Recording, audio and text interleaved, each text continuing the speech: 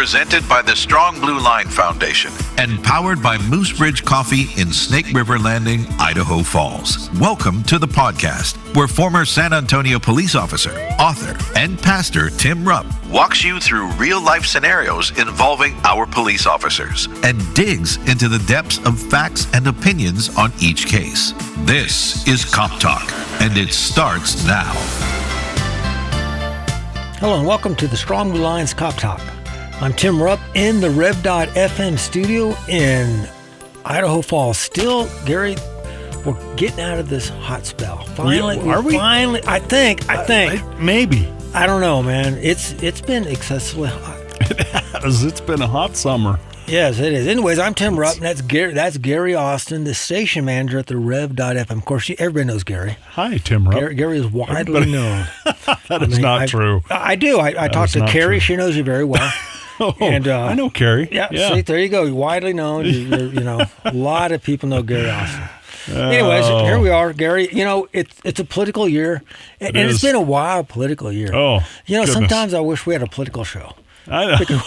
We could just go on and talk, and it would be entertaining because people would be laughing just like. Well, I know it's not over. And I think we're probably going to do some things political maybe coming up, and I don't mean that we're going to be taking one side or another, but it's very interesting. Lots going on because a lot of that's tied into biblical stuff. Yeah, and exactly. it's not just. This is not just your elections of old. Democrat or Republican. Oh, well, your side won, my side won. Okay, let's go on. Right. And the country doesn't change that much. It just seems that people that depends on what side gets in. It seems like there may be significant changes. Yeah. One way or the other, but we don't know. We don't know, but we do know God is in control. I saw that in the control on that. Somebody put on I think it was on Facebook the other day. It said the reasons why I don't worry, and it said number 1, God, and that was it. That's pretty good. That is good. That's good. Yeah, God's like in that. control, so there's no need to worry about stuff. Anyways, we got some interesting stories here that we pulled up in the last month or so. Yeah, good stuff. Anyways, before we get to them, we're going to go to our Officer Down Memorial page. Where we honor those officers who have been killed in the line of duty on this date in history. And I have one here, Deputy Sheriff William R. Johnson, Contra Costa County Sheriff's Office, California. End of watch Saturday, July 31st, 1852. Ooh. Yeah, I don't know if California was a state at that time. No, I don't think they were. That was before the Civil War, and they weren't. They didn't become a state till after the Civil War. Yeah. So they were just like a territory or something. Or anyways. Yeah. Deputy Sheriff William Johnson was shot and killed in the Oakland section of Contra Costa County. So Oakland section, I'm thinking that's what became the city of Oakland. Oakland, California. While attempting to serve a writ of ejectment. Now, what is a writ of ejectment? It's actually what we call a writ of eviction. Oh, yes. An eviction notice. Right. We would say it's an eviction notice nowadays. As he attempted to evict the man, he was shot in the chest and killed. Here's the funny. Oh, it's not the funny thing. Here's the tragic thing, if you will. A grand jury failed to indict the subject. Huh. Deputy Johnson survived by his wife and 2 children, 34 years old. So he attempted to evict the man, and he was shot in the chest and killed. I think this was 1852. So they didn't have cartridges. It would have been a ball and cap gun. Right. That they loaded up. Huh. But That's very interesting. Yeah, you just, grand jury failed to indict him. I wonder if the guy had, there you go, political connections or something. Yeah. You wonder what's going on with that. Right. That is so interesting. So what do you have there? July 31st. January. Ooh. Yeah. Wow. 6 months off. Sorry. This is Deputy Marshal Barry P. Giglio from the Ville Platte Marshal's Office out of Louisiana. 2023, end of watch, July 31st. So just last year. So, yeah. 1 year ago today. 1 year ago. So Deputy Marshal Barry Giglio was assisting Evangeline Parish deputies serving a warrant, and the subject at the residence opened fire on the officers, killing Deputy Marshal Giglio and critically wounding a sheriff's deputy. A civilian was also shot and killed during this exchange, but the subject was taken into custody and charged with, of course, first-degree murder. Deputy Marshal Giglio had served with the Ville Platte Marshal's Office for 4 months and previously served with the Evangeline Parish Sheriff's Office for over 10 years. So survived by his son, fiance, and 2 granddaughters. He was 64. 64 years old. That means, 64. and he served 10 years. So he entered policing at the age of 54. Wow. So this was like a second career. Yeah. You know, he'd done something, and That's at true. the age of 54, in 2014, he decides he wants to become a police officer. I'll be darned. He wasn't a marshal for very long. No, he's a marshal for just 4 months. Yeah. Served 10 years with the parish. Sheriff's Office. Yeah. Yeah, with the sheriff's officer. Huh. Okay, and if you miss any Cop Talks, you can find archive. There I go with that word again. We need to change. What is a different word for archived? Archived is Formerly recorded. previous episodes. Previous episodes. That sounds pretty. That sounds radio-like. Yeah, previous episodes. Media-like. Yeah, media. Previous episodes of Cop Talk can be found on Amazon, YouTube, Apple, and Spotify. I'm going to have to write that in there. What was a previous episodes. episodes? Make You're note of funny, that. Tim. I'll have to make note of that. I love it. Okay. And hey, this Sunday, Gary, what's this Sunday? We've been waiting for it for a year. Let's see, August 4th. At 10:30. Freeman Park. 10:30 a.m. at Freeman Park. Church in the park. Church in the park at Freeman Park. And you're going to be there.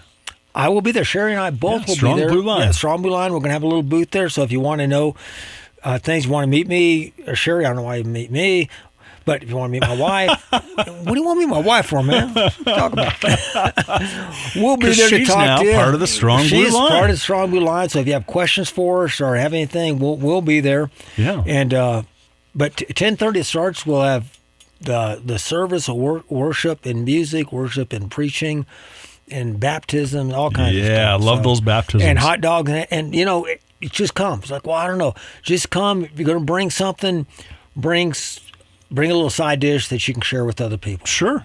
Yeah, And absolutely. come on out. The church. It's free. Yeah, free. Community event. Come in. Yep.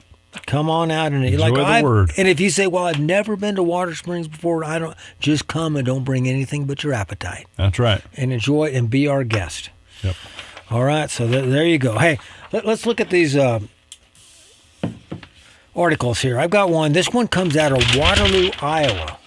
There you go. Look at that. It's the Rush Limbaugh. The Rush Limbaugh. Ruffling of the papers on the formerly nicotine stain. What, Gary? Oh, Tim Ruff. Okay, Waterloo, Iowa. According to CBS News, officers were dispatched shortly after 8:30 a.m. on Sunday. So this is Sunday morning, Okay. June 30th, just last month, 1 month ago, on reports of an armed man in all green clothes who was riding a bicycle. The armed suspect had since been identified as 35-year-old Kelvin Lee Plain Jr. Responding officers spotted Plain in Sullivan Park. After realizing he was spotted by the police, Plain fled on the bike and then on foot through the park. So let me stop right there, Gary. There's nothing illegal about running when the police see you.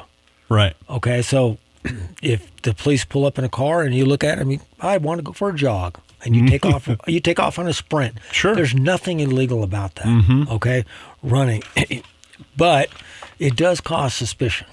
Right. You know, why would you run? And but the officers had to investigate because the report was that he was armed. So officers used a taser on Plain. Now, a taser, we talked about what a taser is. Actually, we talked about that. A taser is actually a brand name for a stun gun. Uh-huh. So they used a stun Interesting. gun on him, yeah. They used a stun gun on him, which knocked him to the ground. Now, have you ever been hit with a stun gun, Gary? No, I have. not. I have. Yes, and you you know what have. it did? Knocked you down. It knocked me to the ground immediately. Now, does that happen to most people? Most people it does. It does. Okay. Most people it does. The problem is they say, I'm not sure if this is accurate. I didn't do the research on it, but I was told about 25% of the people didn't work on it. Now, that might be because there's just something about some people that electricity doesn't affect them in a way. And I don't know what all that is. But in order for a stun gun to work, it shoots out 2 probes. And these probes will stick onto you, on your clothing. And if one probe misses, there's no effect. Oh, okay. So, or if you have heavy Gotta be clothing both on, probes. sometimes in the wintertime you have heavy clothing, it's not as effective and things like that. If you shoot them and they stick and the guy knocks them away before you get the charge, before they get charge onto them, it could not work. Anyways, it did work. It was effective. It knocked him down. But after being knocked down, let me go back to the article. After being knocked to the ground by the taser, by the stun gun, Plain fired a handgun at both officers. The shots fired by Plain struck one officer who was still inside his police vehicle and struck another officer who was on foot. So you got 2 officers shot. This guy shoots at 2 officers, hits them both. Yeah. Which is kind of amazing. Mm-hmm. It is. Both officers responded by discharging their duty weapons, killing Plain. The incident was captured by Waterloo Police Department vehicle dash cam. Both officers were transported to the hospital and were listed in stable condition as of Monday, July 1st. So thank the Lord for that. Plain was pronounced dead on the scene, according to the Gazette. Investigators closed off several blocks around the area where the shooting took place, including a large part of Sullivan Park. Neighbors began to gather in the area. Remember, this is Sunday morning, 8:30 in the morning.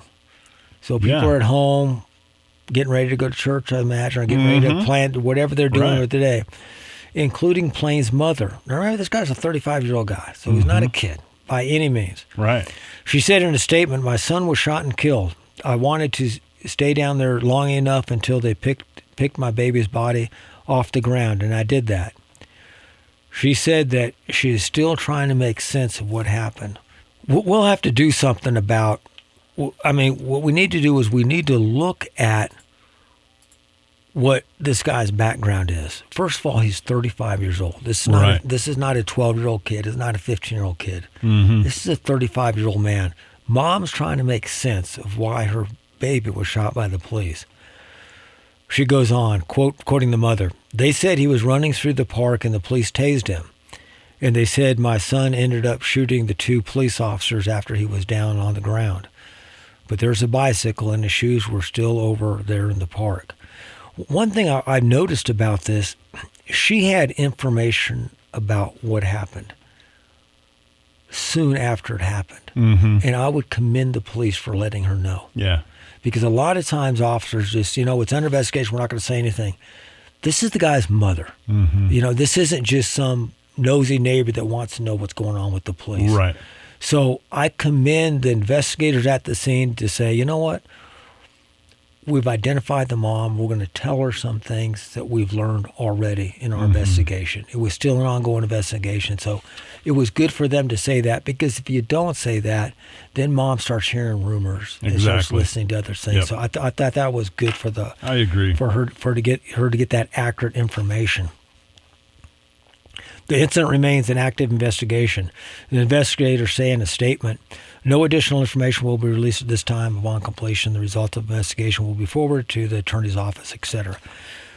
According to KCRG, court records show that Plain has been convicted of 4 felony cases, which means he is not legally allowed to own a gun.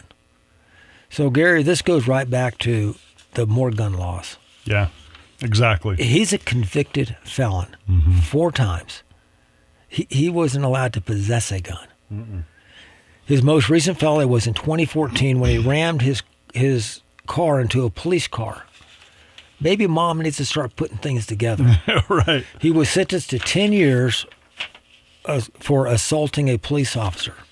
Court records indicate that when Plain was released from prison, now he shouldn't have been released to this year if he did his 10 years. He didn't do his 10 years. No. He committed more crimes in as few as 3 years. He was awaiting trial for an April arrest for interference with official acts when he ran from and then fought with U.S. Marshals. Do you see a pattern developing here? Yeah. Why is mom not having trouble putting it together? Her kid has a problem. This guy, Mr. Plains, had a problem with authority, with the police authority. Running from them, assaulting them, shooting at them. Yeah. Having arrest warrants out for him because he fought with the police. Mm-hmm. So, Yeah. That's gun laws, like you said. It's speaking of gun laws, I'm glad you brought that up, Gary, because we have another case before us, and this is out of Las Vegas. And this comes from, this is June 27th, 2024. So this is just over a month. This came out just about 3 days before this other case. I'm going to start reading down here a little bit. Eric Adams, who is 48 years old, was visiting his former girlfriend in a ground floor apartment when they had begun arguing, and Adams shot the woman's 24-year-old daughter and her girlfriend, killing both of them. That's two young women he shot and killed. Mm-hmm. He then fatally shot a neighbor, a 20-year-old man who came from his second-floor apartment to help out. That's number 3. After shooting the neighbor, police said Adams went into the upstairs unit and again opened fire, killing the neighbor's grandmother and mother. That's 4 and 5. Wow. And critically wounding the teen sister. That's 6 people he shot, killing 5 of them. Adams then took his ex-girlfriend hostage. Now he commits kidnapping and fled in a vehicle, according to the police department. The woman was able to escape in the early morning hours and flagged down a police officer for help. So she took off. When did this first happen? It said, anyway, he was gone. Just after 10 a.m. Tuesday, police learned that the suspect had been at a business in North Las Vegas, and as officers arrived in the area, they saw the suspect with a firearm running into the back of a nearby home. Officers followed Adams, but he refused to drop his weapon and died by suicide, police said. wow. And get this, the bottom paragraph there, since at least 1994, 1994. Since at least 1994, Adams had been convicted in Clark County for violent felony crimes, including battery, domestic battery, and battery on a police officer, according to court records. More recently, Adams was arrested in February by North Las Vegas police on suspicion of domestic battery by strangulation. The court record shows that the case was dismissed because the victim wasn't cooperating with authorities. Oh. You know, Gary, the pattern that we see in both of these two is both of them had problems with authority. They assaulted police officers, and that yet they were still out. Mm-hmm. They're both convicted felons. Maybe instead of trying to take away people's guns, why don't we address the ones who are committing the offenses and keep them in prison? Exactly. The gun laws, like you were saying off air a little bit ago, who did it stop? If they pass a federal law right now across the United States of America that it is illegal for anyone to possess a handgun and you must turn them in within 30 days. Mm-hmm. They pass that law, and all the people that followed the law turned all their guns in. Does that mean all the guns are gone in America? No. By no Absolutely means. not. Absolutely not. You think the criminals not going to turn their guns in? No. It's for the honest people. It's for the honest people. That's exactly what it is. You know, we need to punish those who are committing the crimes and follow through with that punishment. Mm-hmm. to be a deterrent to other people. Now, is it going to deter everybody? No, it's not going to deter everybody. We're still going to have this. But when we have these people going out killing shot 6 people, that wasn't involved in this anyway. He was mad at his girlfriend or whatever it is. 48 years old. This wasn't a kid. No. Going on. I mean, it's just terrible. It is horrible. That is the solution to the problem. And we've talked before, Gary, this isn't isn't a mental problem. Do we have people, with mental problems? We've always had people with mental problems. This is a spiritual problem. It is. This is a sin problem. Mm-hmm. And the only thing that's going to right this ship, and I'm talking about our whole society, is getting back to the Lord. I know that's a cliche that unless we get back to God, nobody's going to help us. But that's the truth of the matter is, where this country was founded and the things we did, we've gotten away from moral principles, godly moral principles. Louisiana just passed a law recently that requires the 10 Commandments to be posted in every classroom. Mm-hmm. And some people are just completely up in arms about that. Now, what is bad about posting something that says, do not take the Lord's name in vain? Do not make any idols. Honor your father and your mother. Mm-hmm. Don't commit adultery. Don't murder. Yeah. Don't lie. Yep. Who would be against that kind of stuff? I mean, but we have a society that we've just, it's like I say in my book, Saving America, we're rolling downhill like a snowball headed for hell, to quote Merle Haggard. Yeah. And I do in the book. Yeah. But can it be righted? Can it be turned around? Yes, it can. We can turn this country around. And it's not going to be a political party. Right. It's not going to be a man or a woman or one in the White House. Will that have a significant effect? I believe it will. I believe the leader of our country is significant, who we elect to be the leader, because we're saying that that's the person we want. Mm-hmm. And we need to be careful that we elect somebody that's going to honor what we as Americans feel that we stand for. Well, what do we all stand for? The Constitution. Right. Read the Constitution. Look at what. Let's go. That's been a guiding document for almost 250 years. Mm-hmm. It's been a pretty good. It's not the Bible. No. It's not infallible. It's not written by God by any means, but it was written by very intelligent men that really, I'm amazed at that document. But who I believe were followers of Jesus. Yes. I mean, it was God directed. Not all of them were, of course, but a lot of them were. Yeah. And a lot of them, and even those that didn't necessarily say they were Christians, they were deists. They believed in a God. Right. And they believe in principles. I mean, Thomas Jefferson wrote there that we are endowed by our Creator, a capitalized Creator. So it's pretty unfortunate. But the other day, there's I think it's a Facebook group. It's called Life in Idaho Falls, and somebody, a lady, had posted in there and just told the story of her car breaking down, and that nobody stopped to help her. And she had a couple kids with her and stuff like that, but she was off the side of the road and nobody stopped to help her. And so she was saying that she was disappointed in people, in the human race, because what happened to people, helping out others. We're too busy. And some of the comments, we're too busy, and it worries me even to stop and help people anymore. It just does. And people think, well, everybody's got phones now. Right. So who does not have a phone? Exactly. And I think that some of it's legitimate stuff, but still, sad. we need to be careful. We need to call. Usually, if a woman, when I'm driving down the highway and stuff, and you see a woman by herself or woman with kids, and she's pulled over the side, generally I'll see somebody there helping them out. Right. Usually somebody there Exactly.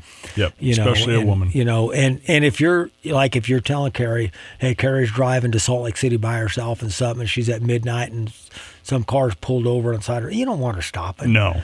But she can call the police and say, hey, I'm at mile marker so-and-so, Right. and there's a car on the side of the road, get a state trooper over here. And Yeah. the state trooper will go by and check it out. Mm-hmm. So, it's going to be a few that's a minutes good to point. get there, Yeah. but at least we can do something, because phones are good things, so we can use them, but or we just ignore that. Mm-hmm. And so, because I would be the same thing with Sherry or with my daughters. Right. Don't stop. No. Yeah. Not safe to stop. You have a phone, make a phone call. Yep.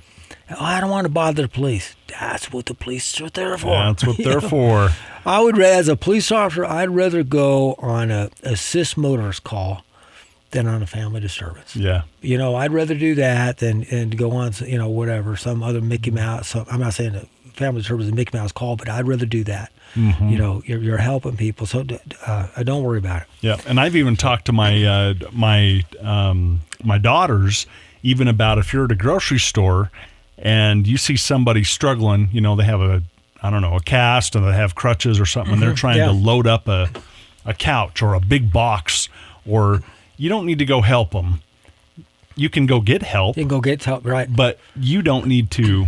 You don't need to go help them, and not to help people out, but just to be safe. It's because you just don't know. Yeah, that's funny, because I bought some heavy shelves at Sam's the other day, and I rolled it out in a cart. I was going to load it in my truck, and the guy next to me, he was my age or older, and he said, "You need some help with that?" A few years ago I would have said no, thank you. Right. But age, gets to I said you. yes. I said I would love some. Thank you so much. That's and so awesome. he helped me lift it up in there. That's cool. And I really appreciated that. And that's something you don't see too much. I appreciate that. Yeah, you don't.